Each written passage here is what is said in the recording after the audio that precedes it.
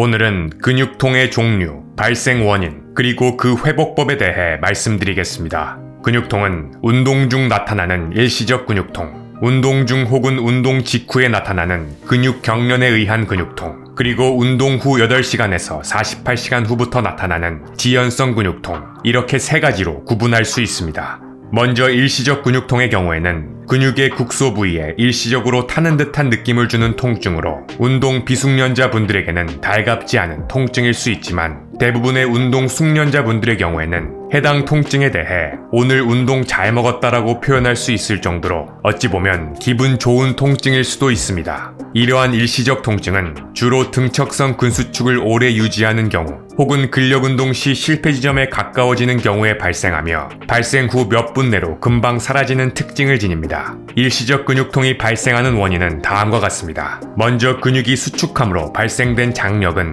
근육으로의 혈액 공급을 제한하여 산소 공급을 차단하고 이로 인해 해당 근육은 오직 무산소성 대사 경로에만 의존하게 되며 해당 무산소성 대사 경로에서 발생된 최종 대사 산물이 근육 내에 축적되므로 산성 혈증을 유발시킵니다. 또한 근육은 산성에 민감하게 반응하는 통증 수용체를 지니고 있기 때문에 앞서 말씀드린 산성 혈증 상태가 된 근육에서는 해당 통증 수용체가 작용하므로 국소 통증, 즉 타는 듯한 통증이 발생하게 됩니다. 그리고 근육이 수축 상태에서 다시 이완하게 되면 해당 근육으로 혈액을 통해 산소가 다시 공급되어 산을 생산하는 대사산물을 몰아내기 때문에 통증은 금방 사라지게 됩니다.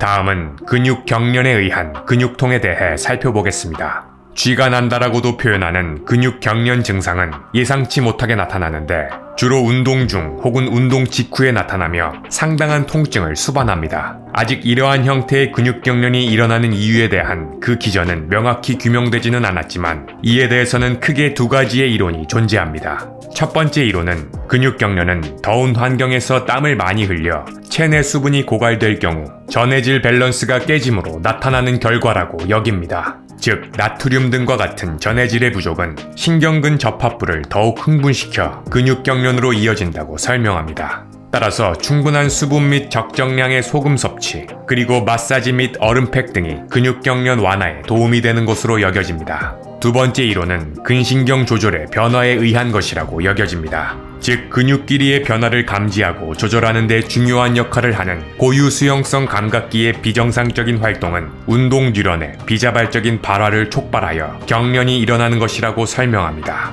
특히 스트레칭은 대표적인 고유 수용성 감각기 중 하나인 골기건 기관을 늘림으로 운동 뉴런의 활동을 억제하는 것으로 알려져 있습니다. 따라서 이러한 이유로 근육 경련이 발생했을 때 이와 같은 수동적 스트레칭이 많이 행해지는 것입니다. 앞서 말씀드린 두 가지 형태의 근육통은 어찌 보면 우리에게 큰 문제가 되지 않는 일시적 통증이라고 볼 수 있습니다. 하지만 지금부터 말씀드릴 Delayed Onset Muscle Soreness, DOMS, 즉 지연성 근육통은 통증뿐 아니라 약화 및 경직 증상도 동반하여 운동 후 8시간에서 48시간 이후부터 심할 경우 일주일까지 그 증상이 지속되는 근육통입니다. 해당 지연성 근육통은 오랜만에 운동을 다시 시작하거나 기존에 해본 적 없던 새로운 형태의 운동을 수행할 때 주로 발생합니다. 많은 분들이 지연성 근육통은 운동으로 인해 생산된 젖산이 근육에 축적되면서 발생하는 것이라고 오해하지만 실제로는 그렇지 않습니다.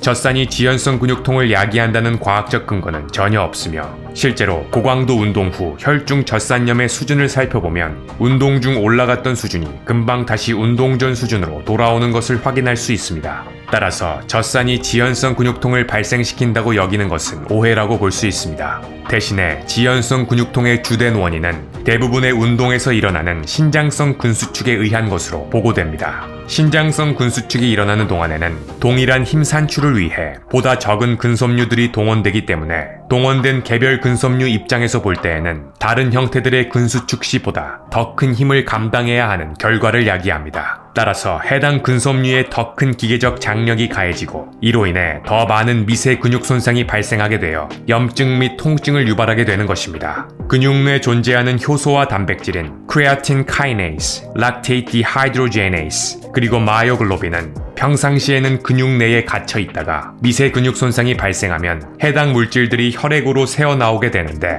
이를 이용하여 미세 근육 손상 및 그 회복 여부를 유추할 수 있습니다. 다음과 같이 신장성 수축을 유도하는 내리막 달리기를 60분간 수행하면 혈중 크레아틴 카이네이즈가 운동 후 72시간까지 검출됩니다. 해당 혈중 크레아틴 카이네이즈는 보통 운동 직후 급격히 올라가는데, 이는 운동이 근육의 미세 손상을 야기한다는 것을 의미합니다. 이러한 양상은 크레아틴 카이네이즈뿐 아니라 락테이트 디하이드로제네이즈와 마이오글로빈에서도 비슷하게 나타납니다. 이렇게 혈중 효소 및 단백질의 검출을 통해서도 미세 근육 손상 및 그 회복 여부에 대해 유추할 수 있지만, 보다 확실한 방법은 실제로 머슬 바이옵시, 즉 근육 생검을 수행하는 것입니다. 운동 전 생검을 실시한 근육의 모습은 다음과 같이 사르코미어와 Z라인이 완벽하게 정돈되어 있는 반면에, 운동 직후 생검을 실시하면 사르코미어와 Z라인에 물결치는 듯한 모습을 확인할 수 있습니다.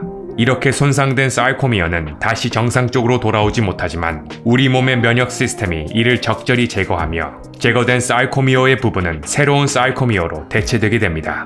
이러한 일련의 과정, 즉 근육의 미세 손상 및 그 회복 과정에서 지연성 근육통이 발생하게 되는 것입니다. 즉 지연성 근육통의 원인은 근육 내 젖산이 축적돼서 발생하는 것이 아니라 근육의 미세 손상으로 인해 발생하는 것입니다. 여기서 감사한 사실은 일단 지연성 근육통이 한번 발생하여 앞서 설명드린 회복 과정을 거치게 되면 동일한 운동을 다시 수행할 때는 기분 좋은 약간의 근육통은 수반될 수도 있지만 이전과 같은 극심한 근육통은 나타나지 않는다는 것입니다. 이렇게 처음과 같은 지연성 근육통이 다시 발생하지 않는 그 기전에 대해서는 아직 명확히 규명되지는 않았지만, 미세 손상 및 그 회복 과정에서 앞서 설명드린 과정을 통해 이전보다 건강한 그리고 강화된 사르코미어로 대체되었기 때문인 것으로 여겨지고 있습니다. 더불어 이러한 지연성 근육통은 본인의 운동 능력에 비해 과도한 운동 강도 및 운동량을 수행할 때 더 크게 발생할 수 있으므로, 심각한 지연성 근육통을 예방하기 위해서는 본인의 운동 능력에 맞는 수준으로 수행하실 것을 추천드리며, 또한 동일한 운동을 여러 번 수행했음에도 불구하고 매번 극심한 지연성 근육통이 발생하는 경우에는